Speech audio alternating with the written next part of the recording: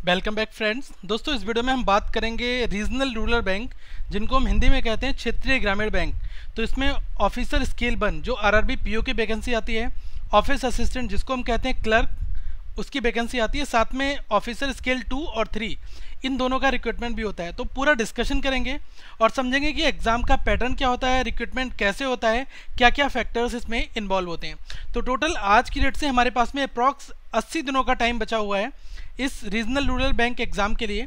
तो हम हर एक चीज़ों पर फोकस करेंगे और किस तरह से हमें तैयार करना चाहिए, क्या क्या टॉपिक है, क्वेश्चंस कैसे पूछे जाते हैं, हिंदी का क्या सिलेबस होता है, हिंदी ऑप्शनल है, तो उन सारी चीज़ों पर हम यहाँ पर डिस्कशन करेंगे। तो सबसे पहले आपको मैं एक चीज़ बता दूँ कि जो आपका आरआरबी का एग्ज़ाम है वो आपका 9 सितंबर के लिए शेड्यूल्ड होगा। देखो, इसमें क्या है, प्रीलिम्स और मेंस दोनों होता है आपका। तो जो प्रीलिम्स एग्जाम होगा वो स्केल 1 और ऑफिस असिस्टेंट इन दोनों के लिए होगा। जो स्केल 2 और स्केल 3 होंगे उनका प्रीलिम्स नहीं होता है, पहली चीज़। तो आपने समझ लिया, जो ऑफिसर स्केल 1 इसका मतलब पीओ, आरआरबी पीओ की बात कर रहा हूँ, और ऑफिस असिस्टेंट मतलब कि क्लर्क। तो ये इन डेटों पर होंगे, 9 तारीख को, 10 को, 16 को, 17 को, 23 को और 24 को। तो इन में से किसी डेट को आपका एग्ज़ाम पड़ जाएगा। ठीक है। दूसरी चीज़ क्या है कि जो सिंगल एग्जामिनेशन है वो आपका ऑफिसर स्केल 2 और 3 का होगा 5/11/2017 को। अब आ जाते हैं प्रीलिम्स देने के बाद जो लोग मेंस देने जाएंगे, जो प्रीलिम्स क्वालिफाई करेंगे वही लोग मेंस देंगे। मेंस का एग्जाम होगा 5/11/2017 को और 12/11/2017 को। एक चीज़ का ध्यान रखें कि आप अगर फ्रेशर हैं और आप इस तरीके की बैंक में जाना चाहते हैं तो ऑफिसर स्केल 1 की अगर मैं बात करूं तो इसमें आप अपीयर कर सकते हैं अगर आपके पास में कोई एक्सपीरियंस नहीं है तब। साथ में आप ऑफिस असिस्टेंट का एग्ज़ाम वो भी पैरेलल डाल सकते हैं, मतलब कि दोनों के लिए आप अप्लाई करेंगे। दोनों की फ़ी अलग देनी होगी, दोनों का अलग प्रीलिम्स होगा, दोनों का अलग मेंस का एग्ज़ाम होगा। ठीक है, ये चीज़ है। लेकिन आप ये मत सोचना कि आप ऑफिसर स्केल 1 के लिए भी अप्लाई कर दें और साथ में 2 और 3 के लिए कर दें। देखो, ऑफिसर स्केल 2 में 1 और 2 साल का एक्सपीरियंस है, ऑफिसर स्केल 3 में 5 ईयर्स का एक्सपीरियंस है। तो यहाँ पर ये चीज़ें अलग हैं। तो हम हर एक पहलू पर अभी बात करते हैं, आपको पूरा कंसेप्ट क्लियर यहाँ पर कर देंगे। सबसे पहले जो आज मैं डिस्कशन करने वाला हूँ उसमें एग्जाम का टाइप बात करेंगे, कैसे कैसे एग्जाम होता है, पेपर का पैटर्न क्या पूछा आता है, सिलेबस इसके लिए हमें क्या क्या पढ़ना है, कौन से टॉपिक पर फोकस करना है, और रीजनल जो लैंग्वेज है उसका क्या क्राइटेरिया है। ठीक है। और मैं बात में आपको लास्ट में वीडियो के बताऊंगा कि 80 डेज़ का जो टाइम टेबल है वो हमारा कैसा रहना चाहिए, वीकली हमें किस तरह से करना है और डेली बेसिस पर कितना वर्क यहाँ पर करना होगा। तो आप स्टेप बाय स्टेप देखें तभी आपको फ्लो समझ में आएगा यहाँ पर। तो देखो, एग्जाम का जो टाइप है इसमें क्या है कि अभी मैं IBPS आरआरबी ऑफिसर स्केल 1 की बात कर रहा हूँ और आरआरबी असिस्टेंट, ऑफिस असिस्टेंट की बात कर रहा हूँ। तो ये तो हो गया पीओ, ये हो गया क्लर्क। पीओ में प्रीलिम्स होगा, मेंस होगा और इंटरव्यू होगा। ऑफिस असिस्टेंट मतलब क्लर्क में केवल प्रीलिम्स होगा और मेंस होगा। प्रीलिम्स क्या है, क्वालिफाइंग इन नेचर है, मतलब कि इसके नंबर जो हैं वो दोस्तों आपके मेंस एग्जाम में नहीं जुड़ते हैं। ठीक है। अब बाकी मेंस और इंटरव्यू इनका वेटेज रहता है, यहाँ पर मेंस के हिसाब से आपकी मेरिट बन जाएगी, आपको आरआरबी अलॉट हो जाएगी। ठीक है। अब धीरे धीरे बढ़ते हैं अगले स्टेप पर। तो देखो, एज का क्राइटेरिया क्या है, ये मैं जो एज का मेजरमेंट बता रहा हूँ 2016 में क्या हुआ था कि उन्होंने 1/9/2016 को एज का क्राइटेरिया नापा था। ठीक है। तो अभी तो नोटिफिकेशन आया नहीं है, लेकिन दोस्तों जुलाई में ये नोटिफिकेशन आ जाएगा। तो उम्मीद ये है कि 1/9/2017 को ही ये एलिजिबिलिटी क्राइटेरिया मैनेज करते हैं। तो इसमें ऑफिस असिस्टेंट के लिए इन्होंने एज बता दिया 18 से 28 होनी चाहिए। ठीक है। और जो ऑफिसर स्केल 1 है उसके लिए 30 साल तक है। ठीक है। मिनिमम 18 है और मैक्सिमम कितना है, 30 वर्ष है। और जो आरक्षण की बात की जाए वो आपको गवर्नमेंट के अकॉर्डिंग जो प्रिस्क्राइब्ड है वो उस फॉर्मेट में मिलेगा। अब दूसरी चीज़ क्या है कि ऑफिसर स्केल 2 उसमें क्या है कि मिनिमम 21 साल है और 32 साल मैक्सिमम है। ठीक है। उसके बाद ध्यान रखना, ऑफिसर स्केल 3 की बात करें तो मिनिमम 21 है और मैक्सिमम क्या है 40, 21 से 40 तक दे सकते हैं। लेकिन यहाँ पर 5 ईयर का एक्सपीरियंस होगा, यहाँ पर 1 to 2 ईयर का एक्सपीरियंस होता है। और ऑफिसर स्केल 1 और ऑफिस असिस्टेंट में फ्रेशर अप्लाई कर सकते हैं। अब आ जाओ जो आपका रिजर्वेशन है गवर्नमेंट के अकॉर्डिंग, तो उसमें पता है आपको SC ST 5 साल का है, OBC 3 ईयर्स और जो पर्सन्स विद डिसेबिलिटी उनके लिए 10 ईयर्स का है। तो इस तरह से जो आपका चला रहा रिजर्वेशन वही बिल्कुल एग्जैक्टली यहाँ पर होता है। ठीक है। तो आप अपनी एज को उस हिसाब से प्लस कर सकते हैं। दूसरी चीज़, एजुकेशनल क्वालिफिकेशन, केवल ग्रेजुएशन की डिग्री आपके पास होनी चाहिए, परसेंटेज का कोई क्राइटेरिया नहीं है। आप 3rd डिवीजन पास हो, फर्स्ट हो, सेकेंड हो, इट डजेंट मैटर। ठीक है, क्योंकि ये गवर्नमेंट जॉब है। अब देखो, इसमें ऑफिस असिस्टेंट में जो मल्टीपर्पज़ है जो मैंने आपको बताया इसमें क्या है कि डिग्री फ्रॉम रिकॉग्नाइज यूनिवर्सिटी या फिर इसके इक्विवेलेंट होनी चाहिए किसी भी आपसे, ठीक है। दूसरी चीज़ क्या है कि जो प्रोफिशिएंसी होती है और जो ऑफिशियल लैंग्वेज होती है स्टेट वाइज की, तो वो आपको आनी जरूरी है जिस स्टेट के लिए आप अप्लाई कर रहे हैं। ध्यान दे लो, यहाँ पर एक चीज़ बहुत ज़रूरी आपको बता रहा हूँ। जैसे आप सपोज कर लो कि मध्य प्रदेश रीजन है और उत्तराखंड है और उत्तर प्रदेश है, तो उत्तर प्रदेश के अंदर जो है टोटल 7 तरीके के ग्रामीण बैंक के वो हैं फॉर्म, ठीक है। यूके के अंदर आप लिस्ट देख सकते हैं। लिस्ट देखने के लिए क्या है, डिस्क्रिप्शन बॉक्स में जाएंगे तो यहाँ पर टोटल जो 56 आरआरबी हैं, तो उसके बारे में ये बता दिया जाएगा कौन से स्टेट में कौन सी आरआरबी है और वहाँ पर लैंग्वेज क्या है, ठीक है। दूसरी चीज़ देखो कि अगर आपने क्या करा कि हिंदी के लिए अप्लाई कर रहे हैं, ठीक है, आपको हिंदी में प्रोफिशिएंसी है, तो आप कहते हैं मैं एमपी, यूके या फिर यूपी कहीं पर भी जा सकता हूँ क्योंकि यहाँ पर हिंदी की बैंक हैं। तो आपने सपोज करा यूपी में अप्लाई कर रहे हैं, तो यूपी में जितनी बैंक होंगी उन सब के लिए केवल आप अप्लाई कर सकते हैं। ऐसा नहीं कि आप यूपी में हिंदी को अप्लाई करें, यूके में हिंदी को अप्लाई कर दें और एमपी में हिंदी को अप्लाई कर दें, ऐसा नहीं। आप जो स्टेट चूज करोगे उसके अंदर जो आरआरबी होंगी प्रॉपर, तो उनको करना। देखो अभी मैं ये कहूँगा कि अभी इस चीज़ को माइंड से निकाल दो, क्योंकि जब नोटिफिकेशन जुलाई के एंड में आ सकता है, वैसे उम्मीद यही है जुलाई में आ जाएगा, ठीक है, जुलाई अगस्त के फर्स्ट वीक में, क्योंकि इसका सितंबर में पेपर ही होता है, आपको पता है चीज़। तो ये चीज़ ध्यान रखो कि जब नोटिफिकेशन आएगा तब यहाँ पर वो नंबर ऑफ वैकेंसीज भी बता देते हैं कि हर एक बैंक में कितनी वैकेंसी है, तो उसके हिसाब से मैं आपको एक प्रिस्क्राइब फॉर्मेट दे दूंगा, आप उस पर फोकस करना। लेकिन अभी आप इतना सोच लो कि आपको जैसे हिंदी आती है तो आप हिंदी के लिए ही इन्वॉल्व हो सकते हैं, और वो हिंदी जो है उसकी भी अभी मैं बात करूंगा कि आपको जो लैंग्वेज है उसका क्राइटेरिया क्या है। अब देखो ऑफिसर स्केल 1 के लिए जो एजुकेशनल क्वालिफिकेशन है वो क्या है कि डिग्री किसी रिकॉग्नाइज यूनिवर्सिटी से होनी चाहिए। दूसरी चीज़ क्या है कि ऐसे कैंडिडेट जिन्होंने एग्रीकल्चरल से किया, हॉर्टिकल्चर, फॉरेस्ट्री, एनिमल हस्बेंड्री, तो इनको भी इक्विवेलेंट प्रेफरेंसेस इनको दी जाएंगी, कोई स्पेशल ट्रीटमेंट इनका नहीं होगा। यहाँ पर ये चीज़ इन्होंने अंडरलाइन कर दी है कि प्रोफिशिएंसी जो है भाई आपकी लोकल लैंग्वेज में होनी चाहिए जिस आरआरबी के लिए आप क्वालिफाई करने वाले हो, ठीक है। कंप्यूटर नॉलेज आना बहुत ज़रूरी नहीं है, ये एडेड क्वालिफिकेशन होगा, दोनों में है ये चीज़, ठीक है। तो आप ये मत सोचना कि आपको कंप्यूटर नहीं आता तो आप इस फॉर्म को फिल नहीं कर सकते। तो जितनी चीज़ें मैंने बताई उन पर ध्यान रखें, और आपके जो डाउट होंगे वो जब नोटिफिकेशन आएगा मैं पूरे डाउट क्लियर करूंगा। आप अपने क्वेश्चन जरूर यहाँ पर पूछते रहें, क्योंकि क्वेश्चन नहीं पूछोगे तो आपके डाउट वहाँ पर क्लियर नहीं हो पाएंगे। अब देखो एजुकेशनल क्वालिफिकेशन, अगर मैं ऑफिसर स्केल 2 की बात करूँ तो उसमें क्या है 1 से 2 का एक्सपीरियंस है। वही बात है कि डिग्री होनी चाहिए आपके पास में, साथ में इसमें लिखा है मिनिमम 50% एग्रीगेट मार्क्स जो हैं वो आपके होने चाहिए। ये ऑफिसर स्केल 2 के लिए है, ठीक है, क्योंकि इसमें लिखा है candidate should also possesses work experience of 2 years as an officer in a bank और फाइनेंशियल इंस्टीट्यूशन, ठीक है। तो इसका जो पूरा विवरण दिया होता है वो नोटिफिकेशन में दिया होता है, इस तरह से ही लिखा होता है। अब ऑफिसर स्केल 3 की बात की जाए तो 5 साल का एक्सपीरियंस है। इसमें लिखा है candidate should also have a minimum, कम से कम 5 साल का एक्सपीरियंस है, तभी आप स्केल 3 के लिए अप्लाई कर पाओगे। और वही क्राइटेरिया है कि 50% आपका एग्रीगेट मार्क्स होना चाहिए, तभी आप इस जॉब के लिए अपियर कर सकते हैं। तो सेकंड और थर्ड तो छोड़ दो, आप अगर बिगनर हो, फ्रेशर हो, तो आप स्केल 1 और मल्टीपर्पज इन 2 पर फोकस करो। अब आ जाते हैं फीस की बात करते हैं दोस्तों।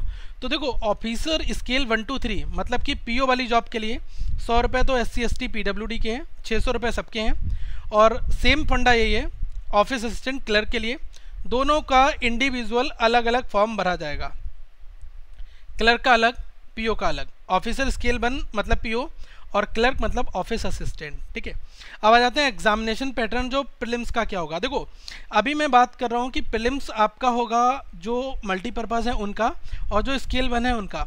तो इसमें इंग्लिश नहीं पूछा जाता है, इसमें क्या है कि आपका रीजनिंग और न्यूमेरिकल एबिलिटी दोनों हिंदी और इंग्लिश में होंगे। पेपर आपके हिंदी में भी दे सकते हैं, इंग्लिश में भी दे सकते हैं, ऑप्शनल रहेगा वहाँ पर, ठीक है, सेलेक्ट कर सकते हैं लैंग्वेज को। पीओ में भी यही है, हिंदी और इंग्लिश, मतलब कि 40-40 क्वेश्चन दोनों जगह आपके होंगे, 80 नंबर के होंगे और 80 क्वेश्चन होंगे। 45 मिनट का टाइम आपको दोनों जगह दिया जाएगा। नेगेटिव मार्किंग दोनों होगी। क्वालिफाइंग इन नेचर दोनों पेपर हैं, इसको भी क्वालिफाई आपको करना है, इसको भी करना है। इंडिविजुअल और ओवरऑल दोनों कट ऑफ बनेंगी, मतलब कि रीजनिंग की अलग कट ऑफ होगी, न्यूमेरिकल एबिलिटी की अलग कट ऑफ होगी, और साथ में ओवरऑल कट ऑफ अलग होगी। ये दोनों जगह सेम सिस्टम फॉलो होगा। आ जाओ एग्जाम पैटर्न मेंस के ऊपर। तो देखो ऑफिस असिस्टेंट का मेंस होगा और ऑफिस स्केल 1 का भी मेंस होगा। साथ में ऑफिसर स्केल का मेंस होने के बाद में इसका इंटरव्यू भी होगा, तब आपकी कट ऑफ बनेगी। लेकिन ऑफिस असिस्टेंट में नो इंटरव्यू, डायरेक्टली आपका यहाँ पर मेंस का रिक्रूटमेंट है। तो मेंस में रीजनिंग, न्यूमेरिकल एबिलिटी पूछते हैं, जनरल अवेयरनेस पूछते हैं। ये आपके हिंदी में 2 चाहे पेपर इंग्लिश में 2, कोई प्रॉब्लम नहीं है। 40-40 क्वेश्चन रहते हैं यहाँ तक, और ये आपके 50 नंबर का, ये 50 नंबर का, मतलब मैथ और रीजनिंग दोनों 50-50 का रहता है, बाकी ये 40 का रहता है। अब यहाँ पर आपके पास 4A और 4B है। 4A 4B का मतलब ये है, या तो आप इंग्लिश में पेपर दे लें जो इंग्लिश लैंग्वेज वाला होता है, या फिर आप उसी पेपर को हिंदी व्याकरण जो होता है हिंदी लैंग्वेज में दे लें, जिसमें आपसे हिंदी में पूरा पेपर पूछा जाएगा, हिंदी में आपके लिए गद्यांश दिया होगा, हिंदी में ही सेंटेंस दिए होंगे, मुहावरे होंगे, सब कुछ हिंदी में होगा। और कंप्यूटर नॉलेज जो है ये आपके 40 क्वेश्चन होते हैं 20 नंबर के, टोटल 200 क्वेश्चन 200 नंबर के। सेम फंडा आपका यहाँ पर भी अप्लाई होता है, बिल्कुल पेपर का पैटर्न सेम है। 4A 4B यहाँ पर भी दिया होता है, आप पीओ और क्लर्क में दोनों जगह पर इंग्लिश और हिंदी में पेपर दे सकते हैं, ये आपके लिए ऑप्शनल होता है। तो अगर आप हिंदी में पेपर दोगे तो आपको पूरा पेपर जो है आपका हिंदी में ही होगा, ठीक है। ऐसा नहीं कि कुछ क्वेश्चन हिंदी के बना लो कुछ इंग्लिश के, ऐसा नहीं होगा। 4A या 4B इन दोनों में से किसी एक के लिए आइदर आप अपेयरिंग कर पाओगे, ठीक है। 200 नंबर का होगा और 200 क्वेश्चन आपके वहाँ पर बनेंगे। 2 घंटे का टाइम आपको पूरा कंपोजिट टाइम दिया जाता है। ये 2016 में भी यही पैटर्न था, क्योंकि प्रीलिम्स और मेंस जो है अभी हाल ही में स्टार्ट हुआ था, ठीक है। अब आप कहोगे स्केल 2 का क्या पेपर होता है। देखो स्केल 2 में 2 कैटेगरी हैं, एक तो जनरल बैंकिंग है और एक आपका स्पेशलिस्ट कैडर है। तो स्पेशलिस्ट कैडर में आपका ये पेपर का पैटर्न होता है और जनरल में यहाँ पर ये होता है। देखो स्पेशलिस्ट में क्या है कि जो IT प्रोफेशनल्स हैं, जिसमें प्रोफेशनल नॉलेज है जिनके पास में, वो लोग यहाँ पर इस पेपर के लिए अपेयर कर सकते हैं। कोई IT का है, किसी कोई अदर है, जो स्पेशलिस्ट ऑफिसर होता है वो वाला एग्जाम ये वहाँ पर बन जाता है। और जो जनरल बैंकिंग कैडर है वो आपका ये वाला हो जाता है, ठीक है। तो आप ध्यान रख लेना आप किसके लिए एलिजिबल हो। बात करते हैं थर्ड की। तो थर्ड में आपको पता है कि 5 साल का एक्सपीरियंस है, रीजनिंग, क्वांट, डेटा इंटरप्रिटेशन के साथ में फाइनेंशियल अवेयरनेस, और इंग्लिश और हिंदी दोनों ऑप्शनल हैं। जो आपको देना है वो 2 कंप्यूटर नॉलेज, ठीक है। 200 क्वेश्चन 200 नंबर के, टाइम भी आपका 120 मिनट का टाइम, ठीक है। ये है। अब हम आ जाते हैं लैंग्वेज प्रोफिशिएंसी का क्या मतलब है। देखो लैंग्वेज प्रोफिशिएंसी का मतलब ये है कि आपने या तो 8th क्लास में कोई ऐसी लैंग्वेज पढ़ी हो जो आपकी स्टेट की लैंग्वेज, जैसे आप यूपी में रहते हैं, आपने हिंदी पढ़ी है, और फिर आपने 10th में भी पढ़ी है, नहीं पढ़ी है वो मैटर नहीं करता, क्योंकि यहाँ पर लिखा है 8th in government recognized board of education school or having any certificate to the effect for standard 8th or any level above standard। अगर इसके ऊपर आपने 10th में भी पढ़ी है तब भी आप प्रॉपर, आपके पास प्रोफिशिएंसी है उस लैंग्वेज में। आपने मराठी 8th में पढ़ी है, महाराष्ट्र में जितनी भी ग्रामीण बैंक हैं जिनकी लैंग्वेज मराठी है आप उनमें अप्लाई कर दो, ठीक है। तो ये हुआ लोकल लैंग्वेज वाला फंडा। बाकी मैं अगर आपके डाउट आएंगे तो मैं और भी क्लियर करने की कोशिश करूँगा, लेकिन यही रहे कि जो आपको लैंग्वेज आती हो आप उसी के लिए अप्लाई करें। आप गुजरात के लिए कर दोगे, गुजराती आपको आएगी नहीं, फिर आपको प्रॉब्लम आ जाएगी, ठीक है। मतलब कि रीडिंग, राइटिंग, स्पीकिंग, अंडरस्टैंडिंग, ये पैरामीटर आपका होता है प्रोफिशिएंसी टेस्ट में स्टेट के लिए, ठीक है। ये चीज़ आप ध्यान रखें। और जो पूरी स्टेट की लिस्ट है वो क्या है, नोटिफिकेशन नीचे जो 2016 का मैं यहाँ पर लिंक दे रहा हूँ अभी, तो इसमें लिंक जो मैं दे रहा हूँ नोटिफिकेशन आप स्क्रॉल करोगे, वहाँ पर आपको 56 जो RRB हैं उनकी ऑफिशियल जो किस किस स्टेट में है और वहाँ पर कौन सी लैंग्वेज प्रेफरेंसेस है, ठीक है, ये पता चल जाएगा। अब दोस्तों आ जाते हैं सिलेबस क्या एग्जाम का होना चाहिए। देखो हर एक बैंकिंग एग्जामिनेशन का syllabus same up to date होता है, मतलब कि कहा जाए कि सिलेबस में बहुत ज़्यादा वेरिएशंस नहीं होते हैं, केवल क्वेश्चन के लेवल में वेरिएशंस होते हैं। तो मैं सबसे पहले बता दूं, जो लोग हिंदी को चूज़ करना चाहते हैं, जिनको करना है कि सारा पेपर हिंदी में देना है, गद्यांश भी हिंदी, बर्तनी भी हिंदी, ठीक है, और स्पेलिंग जो मिस्टेक जिनको हम कहते हैं शुद्ध बनाना बर्तनी को, ठीक है, ये आपका पूछा आता है, मुहावरे पूछे आते हैं, और एक आपका जो पैसेज दिया होता है जिसमें ब्लैंक होते हैं, जिसको हम इंग्लिश में क्लॉज टेस्ट कहते हैं, वो भी आपको पूरा हिंदी में दिया होता है। तो आपको अगर हिंदी का सिलेबस चाहिए, व्याकरण में क्या क्या चीज़ें मुझे पढ़नी है, बुक कौन सी फॉलो करनी है, सब कुछ, तो आप जाएँ यूट्यूब पर सर्च करें हिंदी ग्रामर फॉर RRB, आपको ये वीडियो ओपन होकर आ जाएगी, RRB हिंदी सिलेबस। तो इस वीडियो में मैंने बहुत ही डिटेल में 13 मिनट की दोस्तों ये वीडियो है, इसमें बिल्कुल डिटेल्ड में मैंने केवल आपका ये हिंदी वाला सिलेबस यहाँ पर डिस्कस किया है। और हिंदी की बुक्स मैं आपको बता दूं, IBPS RRB ये सामान्य हिंदी के लिए आती है, तो इसमें पेपर भी दिए हैं और डाउट्स भी हैं, वो आप कर लो। और बाकी व्याकरण के लिए आप ल्यूशन की बुक ले लो, ये काफ़ी अच्छी बुक है दोस्तों, इससे आपको काफ़ी कुछ समझ में आ जाएगा, ठीक है। अब एक चीज़ जानते हैं रीजनिंग में क्या टॉपिक पूछे जाते हैं। देखो रीजनिंग में क्या है कि अगर आप पीओ और क्लर्क दोनों की बात करोगे, मतलब ऑफिसर स्केल 1, ऑफिसर स्केल 2, 3 या फिर वो, तो सब में केवल पेपर का लेवल चेंज होगा, टॉपिक यहीं से पूछे जाने हैं। सिटिंग अरेंजमेंट, पजल आपका मैक्सिमम पूछा जाता है, कोडिंग डिकोडिंग 2-3 तरीके की होती है, उसको कर लो। इनपुट आउटपुट वो भी पूछा आता है। इनइक्वालिटी 2 तरीके की, स्टेटमेंट वाइज वाली और कोडेड फॉर्मेट वाली। तो हर एक तरह की वीडियो मैं इस चैनल पर दे चुका हूँ, आप हमारी वीडियो जाकर देख सकते हो। अब वीडियो सर्च करने का तरीका क्या है, आप पहले सिटिंग अरेंजमेंट लिखें, उसके बाद में जैसे कोई आपको टाइप करना है कोडिंग डिकोडिंग, सर्च करना है हमारे द्वारा बनाई गई वीडियो, तो आप लिखें कोडिंग डिकोडिंग और उसके बाद लिख दें करंट अफेयर्स फंडा। ये लिख के एंटर मार दोगे, आपको टॉप पर प्लेलिस्ट मिल जाएगी, आप वहाँ से सर्च कर सकते हो। अल्फ़ाबेट की सीरीज, ब्लड रिलेशन की प्रॉब्लम्स, रैंकिंग एंड डायरेक्शन की questions, syllogism, new pattern, old pattern, सारे पैटर्न कर लो। डेटा सफिशिएंसी और मिसेलिनियस में क्या है, डायरेक्शन सेंस के क्वेश्चंस हैं। 1-2 नंबर में आपके और भी आ जाते हैं, ठीक है, कि बहुत तरीके के क्वेश्चन मिसेलिनियस में बन जाते हैं, तो आप उनको भी एक बार कर लें, क्योंकि मैंने मैक्सिमम क्वेश्चन आपके लिए डिस्कशन किया हुआ है। क्वांट में क्या है दोस्तों, क्वांट में केवल जितने टॉपिक मैं यहाँ पर बता रहा हूँ यही पूछे जाते हैं। देखो, नंबर सीरीज, अप्रॉक्सीमेशन और अरिथमेटिक। एक आपका हो गया क्वाड्रेटिक, ये आपके श्योर शॉर्ट क्वेश्चन हो जाते हैं। डेटा इंटरप्रिटेशन ये तो जरूर पूछा आता है, 3-4 तरीके की डीआई है, mix DI, pie chart DI, table DI, graph DI, bar chart DI, ठीक है, ये आप डीआई सारी कर लो। और साथ में डेटा सफिशिएंसी, ये आपके सिलेबस में आ जाता है। Permutation, combination, probability. अब देखो अरिथमेटिक में बहुत ब्रॉड चीज़ें हैं, जैसे कि एजेस के concept, percentage, profit loss, time and work, average, boat and स्ट्रीन, SICI, mensuration, ये चीज़ें आपकी बन जाती हैं। तो ये तो सिलेबस रहा, आप कोई भी एक बुक उठाओ, उसको 2-3 बार बना डालो, आपको टाइप पता चल जाएंगे। साथ में पेपर बनाते रहो, पेपर बनाने से रियल टाइम आपको पता चलता रहेगा क्या आपका एग्जामिनेशन पैरामीटर सेट होता है, ठीक है। इंग्लिश का जो पेपर देना चाहेंगे, जो हिंदी का देंगे तो वो तो वीडियो देख लेंगे, लेकिन जो इंग्लिश का देंगे तो उनका पैटर्न यही है, spot error, reading comprehension, parajumble, clause test और फिल इन द ब्लैंक। ये आपका मेंस में पूछा आता है, प्रीलिम्स में कोई भी आपका हिंदी और इंग्लिश नहीं पूछा आता, ठीक है। तो मेंस के लिए आपको तैयारी करनी है, आप कोई भी एक बुक उठा लें और जिसमें पेपर दिए हों आप उनके पेपर को सॉल्व करें। इसके लिए मैं आपको बता दूं, न्यूज़पेपर का रोल बहुत ज़्यादा रहता है। आप क्या करें, द हिंदू का एडिटोरियल जो है उसको डेली देखा करो, और साथ में जो इंडियन एक्सप्रेस है इसके एडिटोरियल को पढ़ लिया करो। इस वेबसाइट को रेगुलर विजिट करो, currentaffairsfunda.com को। यहाँ पर 2 एडिटोरियल आपको मिलेंगे, एक आपको मिलेगा इकोनॉमिक टाइम्स का, एक मिलेगा हिंदू का। तो इन दोनों को अगर आप सॉल्व कर लेते हो तो आपको इकोनॉमी बेस्ड पैसेज पता चल जाएगा, करंट अफेयर्स भी मिलता रहेगा और रीडिंग स्किल्स भी आपकी अच्छी हो जाएगी। वोकैब पार्ट आप नोट कर सकते हो, क्योंकि जो वेबसाइट पर एडिटोरियल आता है दोस्तों उसमें हम हिंदी के वर्ड भी डिकोड करते हैं, तो आप इन चीज़ों के ऊपर थोड़ा सा फोकस रखें, ठीक है। एक चीज़ मैं आपको और बता दूँ कि जो लोग हिंदी भाषा में है तो वो हिंदी के लिए कुछ ऐसे न्यूज़पेपर हैं, जैसे कि एक आता है दैनिक जागरण। दैनिक जागरण का राष्ट्रीय संस्करण, मैं फिर से रिपीट कर रहा हूँ, दैनिक जागरण राष्ट्रीय संस्करण। इसमें हिंदी नहीं होती है, नेशनल लेवल पर न्यूज़पेपर रहता है, आपको बहुत ही क्रीमी न्यूज़ मिलती है यहाँ पर।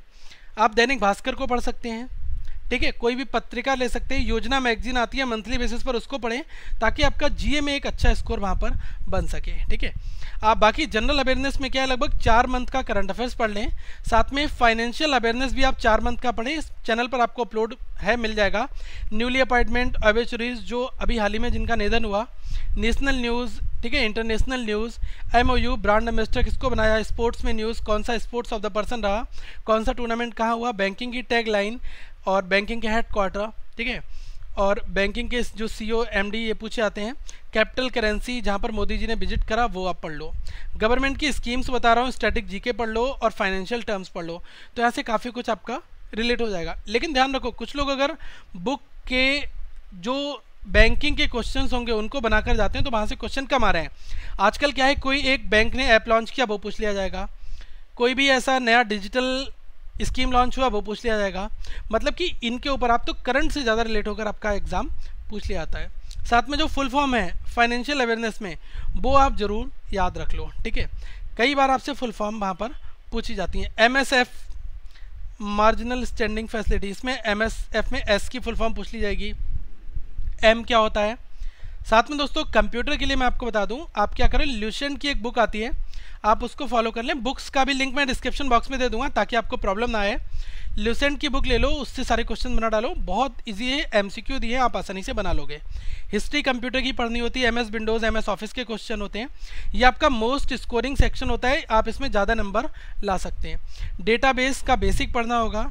कम्युनिकेशन क्या होता है, लेन, व्हेन, मैन, हाफप्लेक्स, डुप्लेक्स, सिम्प्लेक्स, ये क्या होता है, और नेटवर्किंग है, ऑपरेटिंग सिस्टम में टाइप्स कितने होते हैं, यूनिक्स लाइनक्स के फीचर्स, और इंटरनेट क्या कंसेप्ट, हिस्ट्री, बैकिंग एनवायरनमेंट कहाँ से क्या आया, और सिक्योरिटी टूल्स क्या है, वायरस क्या है, हैकर क्या है, एंटी मालवेयर क्या होता है, और वायरस क्या होता है, बॉर्म क्या है। ठीक है, ये कुछ टर्म हैं जो आपकी यूज़ होती रहती हैं, आप इनको पढ़ लें। ट्रोजन हॉर्स क्या है, तो ऐसे क्वेश्चन आपके एग्जाम्स में पूछे जाते हैं। अभी रैनसमवेयर अटैक हुआ था, क्रिप्टोग्राफी थोड़ा सा बेसिक पढ़ लें कि इंक्रिप्शन डिक्रिप्शन क्या होता है, क्योंकि यहाँ से क्वेश्चन आने की उम्मीद बन जाती है।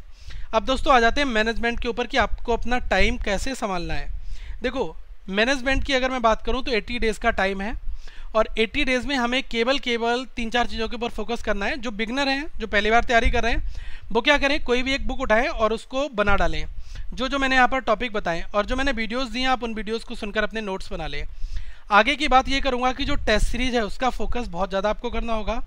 प्रैक्टिस सेट सेक्शनल वाले लगाओ प्रीवियस ईयर के पेपर से, किसी की भी पेपर हो, आपके पास बीएससी के हो, अरिहंत के हो, कोई भी पब्लिकेशन के पेपर हो, पब्लिकेशन के, तो आप उनको बनाओ सेक्शनल। इससे क्या होगा कि आपको आइडिया लगेगा, कंसेप्ट आपका क्लियर होगा, आपका 2-3 चीज़ें वहाँ पर क्लियर हो जाएंगी। टेस्ट सीरीज से क्या है कि आपकी स्पीड इंक्रीज हो जाती है कि आप एग्जाम में जाकर गड़बड़ी नहीं कर पाते हैं। प्रीवियस ईयर के ऑफलाइन सेट और रिवीजन, ये 2-3 चीज़ें आप करते रहो। ठीक है, एक चीज़ बता रहा हूँ, 12 वीक आपके पास टोटल अप्रॉक्स जो है 80 डेज़ के नियर अबाउट में होते हैं। अब इसमें क्या करना है, 8 वीक और 4 वीक का मैं आपको प्लान बता रहा हूँ। 8 वीक आप क्या करो कि 8 वीक लगभग 50 दिन की मैं यहाँ पर बात कर रहा हूँ। तो इसमें क्या है कि आप जो आपके टॉपिक हैं आप उनको कवर कर लो। ठीक है, उसके बाद उन टॉपिक को रिवाइज करो और उन पर वर्क करो जहाँ वहाँ पर आपको प्रॉब्लम आ रही है। तो 8 वीक में तो आप पूरा का पूरा अपना सिलेबस कवर करने की कोशिश करो। उसके बाद जो आपके लास्ट के 4 वीक रह जाते हैं, मतलब कि लगभग 30 डेज़, 1 महीना, तो 1 महीने में जितने ज़्यादा टेस्ट हो उतने दे लो टेस्ट, और टेस्ट देने के बाद जहाँ पर गलतियाँ हो रही हैं उनका असेसमेंट करो कि वो गलतियाँ क्यों हुई, और जो गलतियाँ हुई उनके कंसेप्ट को जाओ फिर से रिवाइज़ करो, रिवाइज़ करके दोबारा आओ फिर टेस्ट दो। इससे क्या होगा, स्कोर जो होगा वो आपका इंक्रीज़ होगा। ध्यान रख लेना, रिवीजन जरूर करते रहना। रिवीजन नहीं करोगे पेपर क्वालिफाई नहीं होगा, आप चीज़ों भूल जाओगे, क्योंकि जब तक आप एग्ज़ाम के टच में नहीं रहोगे तब तक आप ये करते रहोगे। ठीक है, अब जो लोग कहेंगे कि मैं ऑफिस जॉब करता हूँ, मैं कैसे अपने टाइम को मैनेज करूँ, मुझे तो इतना टाइम नहीं मिल पाता है। तो दोस्तों आप अपने दिन के 2-3 घंटे निकालो, वीकली जो सैटरडे संडे होते हैं उसमें निकालो, हॉलीडे होती है उसमें करो, लेकिन आपको कवर इतना कुछ करना जरूर पड़ेगा। ठीक है, ये चीज़ का आपको ध्यान रखना होगा। अब डेली बेसिस पर कैसे हम टाइम अपना दे सकते हैं, मैं कहूँगा 2 घंटे आप मैथ के लिए दे दो। तो आप मैथ को क्या करो कि लगभग टाइम शेड्यूल कर लो, जैसे आपने 40 मिनट कॉन्टीन्यूस बनाओ, टाइमर लगा दो, और टाइमर लगाकर बनाओ ताकि आप बीच में डिस्टर्बेंस ना हो, आप उठो मत। 40 मिनट में देखो कितने क्वेश्चन सॉल्व कर पा रहे हो। कंसेप्ट के लिए डेडिकेटेड रहो कि आज मुझे प्रॉफिट लॉस के 3 टाइप खत्म कर देने हैं तो करना है, इतने क्वेश्चन बनाने हैं तो बनाने हैं।